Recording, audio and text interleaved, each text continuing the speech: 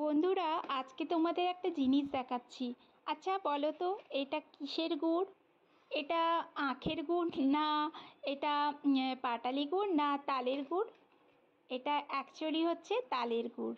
তাল মানে যেটাকে আমরা ইংলিশে পালম বলি। আমাদের অন্ধ্রপ্রদেশে এই গুড়টা খুব পাওয়া যায়।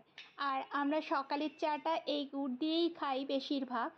আখের গুড় দিয়েও বানাই, কিন্তু এখন যা গরম পড়েছে তালটা পেটটা ঠান্ডাও রাখে আর শরীরকেও বেশ এনার্জি দেয়। আর এই গুড়টায় তো প্রচণ্ড পরিমাণ ক্যালসিয়াম আছে, আয়রন আছে, ম্যাগনেসিয়াম আছে। ওই জন্য সকালের চাটায় এটা দিয়ে খেলে খুব টেস্টি লাগে। আর গুড়টা বানানোর সময় না তারা গোলমরিচ, আদা সমস্ত কিছুই গুড়ের মধ্যে আছে। তাও আমি একটু আদা দিলাম। আদা দিয়ে জলটা যখন বেশ ফুটে উঠেছে তখন অল্প একটু চা পাতি দিয়ে নামিয়ে দিলাম। বেশিক্ষণ চা পাতি দিয়ে ফোটানোর দরকার নেই। দিয়ে এই চাটা আমরা সকাল সকাল এখন খাবো। আর খুব টেস্টি চাটা হয় জানেন। সকালের শুরুটা এই চাটা না হলে আমাদের একদম চলেই না। মিষ্টির বাবাকে দিয়ে দিলাম 1 কাপ, আর আমার জন্য রাখলাম।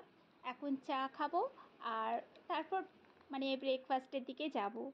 আপনারাও এই গুড়ের চা একবার ট্রাই করে দেখবেন, খুব টেস্ট লাগে।